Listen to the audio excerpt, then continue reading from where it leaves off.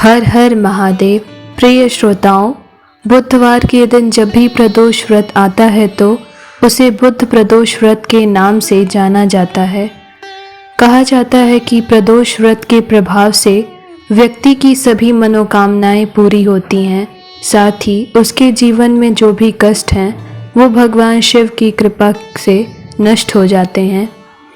इसके साथ साथ भगवान शिव और माता पार्वती का आशीर्वाद उस व्यक्ति के पूरे परिवार पर सदैव बना रहता है। प्रिय भक्तों, यदि आप प्रदोष व्रत करते हैं तो बुध प्रदोष व्रत के दिन पूजा पाठ आदि के बाद व्रत कथा को अवश्य श्रवण करिए, तभी आपका व्रत पूरा माना जाएगा। तो चलिए बुध प्रदोष व्रत की कथा को श्रवण करते हैं। प्राचीन काल की बात है, एक पुरुष का नया नया विवाह हुआ था। वह गौने के बाद दूसरी बार पत्नी को लेने के लिए अपने ससुराल पहुंचा और उसने अपने सास से कहा कि हे माता, बुधवार के दिन ही पत्नी को लेकर मैं अपने नगर को जाऊंगा। आप कृपा करके अब तैयारी करना शुरू कर दीजिए। तब उस पुरुष के सास ससुर ने, साले सालियों ने उसको समझाया कि शास्त्रों के अनुसार बुधवार के दिन पत्नी को विदा कराकर ले जाना शुभ नहीं है, इसीलिए आप दूसरे दिन अपनी पत्नी को अपने साथ लेकर अपने नगर को जाइएगा। एक दिन के विलंब होने से कुछ भी हो नहीं जाएगा, इसीलिए आप अगले दिन यानी बृहस्पतिवार को अपनी पत्नी को लेकर साथ जाइएगा। लेकिन बहुत बार समझाने पर भी वह पुरुष अपनी जिद से टस से मस नहीं हुआ। उसने किसी की भी बात नहीं मानी और वो अपनी पत्नी को बुधवार के दिन ही ससुराल ले जाने के लिए जिद करने लगा।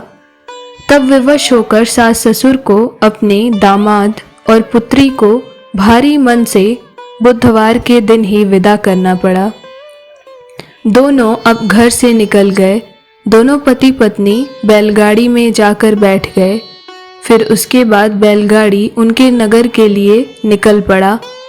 तभी एक नगर के बाहर निकलते ही पत्नी को प्यास लगी। तब पति लोटा लेकर पत्नी के लिए जल खोजने के लिए कहीं दूर निकल गया। जब वह जल लेकर लौटा तो उसने देखा कि उसकी पत्नी किसी अनजान पुरुष के साथ हंस हंस कर बातें कर रही है। यह देखकर उसके आश्चर्य और क्रोध की सीमा न रही। जब वह अपनी पत्नी के थोड़ा और नज़दीक आया तो वो क्या देखता है कि वह अनजान व्यक्ति बिल्कुल उसी की तरह है। उसका चेहरा, उसका शरीर, उसका चाल चलन बिल्कुल उसी की तरह है। यह देखकर तो वो और भी आश्चर्य रह गया और सोचने लगा कि आखिर ऐसा कैसे हो सकता है। जब उसने अपनी पत्नी को हंस हंस कर बातें करते देखा तो वो और भी क्रोधित हो उठा और उस अनजान व्यक्ति से झगड़ा करने लगा। हम शक्ल आदमियों को झगड़ते हुए जब काफ़ी देर हो गई तो वहाँ आने जाने वालों की बहुत भीड़ एकत्रित हो गई। तभी वहाँ उस नगर का एक सिपाही भी आ गया।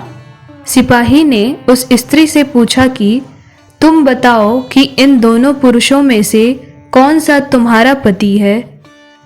वह तो बेचारी असमंजस में पड़ गई, क्योंकि दोनों ही पुरुषों की शक्ल सूरत एक दूसरे से बिल्कुल मिलती थी। बीच राह में अपनी पत्नी को इस तरह संकोच और भ्रम में देखकर उस पुरुष की आंख भर आई। वह बहुत ही मन ही मन पछतावा करने लगा कि मैं अपनी ही पत्नी को कोस रहा था, उसकी भला क्या गलती है। जब यह अनजान पुरुष और मेरी शक्ल एक जैसी मिलती है तो वह बेचारी यह निश्चय कैसे करे कि उसका पति कौन है। यह सोचकर वह मन ही मन भावुक हो उठा। वह मन ही मन भगवान शंकर से प्रार्थना करने लगा कि हे भगवान, हे महादेव, आप मेरी पत्नी की रक्षा करिए। आप मेरी पत्नी को सही निर्णय लेने के लिए शक्ति दीजिए। मुझसे जो बहुत बड़ी भूल हुई है, जो मैं बुधवार के दिन ही अपनी पत्नी को विदा करा लाया, उसके लिए मैं बहुत बड़ा अपराधी हूँ। अपने श्रेष्ठ जनों के मना करने पर भी मैंने ऐसा कार्य किया। मुझसे बहुत बड़ी भूल हो गई है। हे देवाधिदेव महादेव, हे करुणा निधान, कृपा करके मुझे क्षमा कर दीजिए। भविष्य में ऐसा अपराध कदापि नहीं करूँगा। ऐसा मन ही मन वह भगवान शिव से बार बार प्रार्थना कर रहा था। उसकी वह प्रार्थना जैसे ही भगवान शिव के पास पहुंची, भगवान शिव भी भावुक हो उठे। उसके पश्चाताप को देखकर भगवान शिव ने उसकी अपराध को क्षमा कर दिया, और जैसे ही भगवान शिव ने उसके अपराध को क्षमा किया, वैसे ही वह दूसरा अनजान पुरुष तुरंत अंतर्ध्यान हो गया। यह देखकर दोनों पति पत्नी बहुत आश्चर्य रह गए कि अचानक अभी वह पुरुष यहाँ सबके बीच से कैसे गायब हो गया। तभी उस व्यक्ति को मन में पछतावा के साथ ध्यान आया कि जैसे ही उसने भगवान शिव से ये प्रार्थना की, वैसे ही वह अनजान व्यक्ति गायब हो गया। इसका मतलब वह अनजान व्यक्ति और कोई नहीं, भगवान शिव की ही एक लीला रची हुई थी। भगवान शिव ने उसे सीख देने के लिए यह लीला रची, ताकि उसे अपनी गलती का पछतावा हो और दोबारा भविष्य में ऐसा ना करे। तब दोनों पति पत्नी एक साथ प्रसन्नता पूर्वक फिर से बैलगाड़ी में बैठकर अपने घर की ओर निकल पड़े। उसके बाद घर पहुंचने के बाद उन्होंने भगवान शिव का कोटि कोटि धन्यवाद दिया, और उस दिन के बाद उन्होंने प्रण लिया कि अब से वो नियम पूर्वक बुधवार प्रदोष का व्रत रखेंगे, क्योंकि जिस दिन ये घटना हुई थी उस दिन बुधवार था और प्रदोष का दिन था। इसीलिए उन्होंने ये निश्चय कर लिया कि अब से अब वो विधि पूर्वक भगवान शिव सहित माता पार्वती और भगवान श्री गणेश की पूजा कर बुधवार प्रदोष का उपवास करेंगे और कथा को श्रवण करेंगे। तो तब से ही दोनों पति पत्नी बुधवार प्रदोष का व्रत रखने लगे। प्रेम से बोलिए भगवान शिव शंकर की जय। इसीलिए इस कलयुग में अच्छे स्वास्थ्य और सभी रोग दोष को दूर करने और साथ ही धन संपत्ति की कामना से बुध प्रदोष व्रत का उपवास अवश्य करना चाहिए। प्रिय भक्तों, अब प्रदोष व्रत के दिन आइए भगवान शिव के एक भक्त की कथा सुनते हैं। एक नगर में भगवान शिव का एक भव्य मंदिर था, जहां हर वर्ष दूर दूर से भक्तजन भगवान शिव के दर्शन के लिए आते रहते थे। सावन का महीना था। दूर दूर से कांवड़िए कांवड़ लेकर भगवान शिव को जला अभिषेक करने आए हुए थे। मंदिर का परिसर भक्तों की भीड़ से भरा हुआ था। तभी अचानक आकाश में बिजलियां चमकीं और सोने का एक थाल उतरा। उसी के साथ एक भविष्यवाणी हुई कि जो कोई भगवान शंकर का सच्चा भक्त और प्रेमी होगा, उसी को यह थाल मिलेगा। मंदिर के परिसर में उपस्थित सभी लोगों ने यह भविष्यवाणी सुनी। धीरे धीरे वहां सभी इकट्ठा हो गए। जो लोग मंदिर की व्यवस्था देखते थे, उन्हें तो पूरा विश्वास था कि यह थाल उन्हें ही मिलेगा। इसीलिए वे सबसे आगे होकर खड़े हो गए। सबसे पहले एक पंडित जी आए और बोले, देखिए, मैं प्रतिदिन महादेव का अभिषेक करता हूँ, अतः मैं ही भोलेनाथ का सबसे निकटवर्ती प्रेमी और भक्त हूँ, इसीलिए थाल मुझे ही मिलना चाहिए। इतना कहकर पंडित जी ने थाल उठाया, लेकिन जैसे ही पंडित जी ने थाल उठाया, थाल पीतल का हो गया।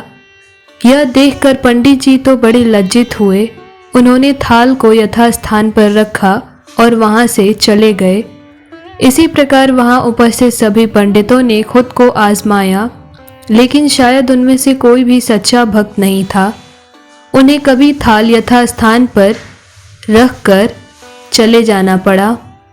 इसके बाद उस नगर के राजा का आगमन हुआ। राजा सबसे आगे आए और बोले, मैंने महादेव के मंदिर में बहुत भारी दान दक्षिणा दी है, इसीलिए यह थाल मुझे मिलना चाहिए। इतना कहकर राजा सबसे आगे बढ़े और थाल को उठाए। लेकिन जैसे ही राजा ने थाल उठाया, थाल तांबे का हो गया। यह देखकर राजा और भी लज्जित हुए और थाल को यथास्थान पर रखकर एक तरफ खड़े हो गए। इसके बाद इसी तरह एक से बढ़कर एक दानी, महात्मा और भक्त पधारे और थाल को उठाए, लेकिन किसी के हाथ में कुछ और किसी के हाथ में कुछ और हो गया, लेकिन सोने का थाल नहीं रहा। तब लोगों को पता चला कि हम में से महादेव का कोई भी सच्चा भक्त नहीं है। उसी समय एक किसान का आगमन हुआ। वो बेचारा महीनों बाद आज चातुर्मास के सोमवार के शुभ अवसर पर शिवजी के मंदिर में भगवान शिव का दर्शन करने आया था। गरीबी और गृहस्थी के बोझ तले दबा दिन रात खेतों में मेहनत मजदूरी करके अपना और अपने परिवार का गुजारा करता था। अभी रास्ते में आ ही रहा था कि उसे कोई एक भिखारी मिल गया और कुछ खाने को मांगने लगा। इस पर किसान को दया आई और उसने अपने खाने के लिए जो भोजन लाया था वह उस भिखारी को दे दिया। थाल के बारे में किसान ने भी सुना था, लेकिन किसान ने उस ओर कोई ध्यान नहीं दिया। सीधा मंदिर में गया और महादेव का पूजन करके बाहर आ गया। तभी परिक्रमा करके जाने को हुआ, तभी पीछे से एक व्यक्ति बोला, अरे भाई, तुम भी एक बार इस थाल को उठाकर देख लो। हो सकता है कि तुम ही वह सच्चे भक्त हो जिसके लिए यह थाल आया है। किसान को लगा कि वह व्यक्ति उसका मजाक बना रहा है। किसान ने हंसते हुए कहा, भाई, मैं तो कभी कोई पूजा पाठ भी नहीं करता, महीनों में एक आध बार मंदिर आ पाता हूँ, मैं कैसे सच्चा भक्त हो सकता हूँ। तब वह अजनबी बोला, भाई, हम तो देख चुके हैं हमारी भक्ति 2 कौड़ी की भी नहीं है।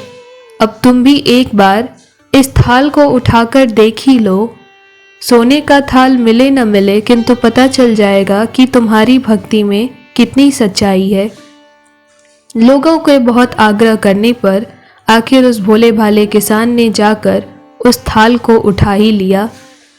जैसे ही उसने थाल उठाया, लोगों के आश्चर्य का ठिकाना न रहा।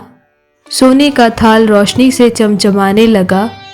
यह सब देख लोगों में प्रसन्नता की लहर दौड़ गई। सभी लोग उसके जय जयकार लगाने लगे और पूछने लगे, किसान भाई, तुम ही सच्चे भक्त हो, अब हम सबको भी बता दो कि कैसी भक्ति करते हो जिससे महादेव तुमसे इतने प्रसन्न हैं। तब लोगों के पूछने पर किसान बोला, आप सभी प्रियजन, मैं कोई भक्ति नहीं करता, मैं तो केवल दिन भर खेतों में काम करता हूँ और थोड़ा समय निकालकर ज़रूरतमंद लोगों की मदद करता हूँ। इसके अलावा मैं कोई विशेष कार्य नहीं करता। तब लोग पूछने लगे, तुम लोगों की मदद क्यों करते हो? हंसते हुए किसान बोला, मुझे मदद करके बहुत ही प्रसन्नता और सुकून मिलता है। दूसरे के चेहरे पर मुस्कान देखकर मुझे जो आनंद और प्रसन्नता होती है, मैं उसे शब्दों में भी बयान नहीं कर सकता। शायद यही कारण है कि महादेव मुझसे इतने प्रसन्न हैं। किसान का उत्तर सुनकर मंदिर में उपस्थित वहां सभी लोगों ने निश्चय किया कि आज से वो भी एक साथ मिलकर एक दूसरे की सहायता कर निस्वार्थ भाव से महादेव की भक्ति करेंगे। प्रिय श्रोताओं, इसीलिए ये हमेशा याद रखिए कि सत्कर्म का आरंभ भी आनंद से होता है और अंत भी आनंददायक होता है, और दुष्कर्म का आरंभ भी दुख से होता है और उसका अंत भी दुखदायक होता है। आप सैकड़ों मील की यात्रा करके भी दूसरों का दिल दुखाते हैं, तो आपकी वह तपस्या, साधना और व्रत महादेव का दर्शन धूल के बराबर है। इसीलिए सच्चे भाव, सच्ची निष्ठा और निस्वार्थ भाव से किसी की सेवा करिए।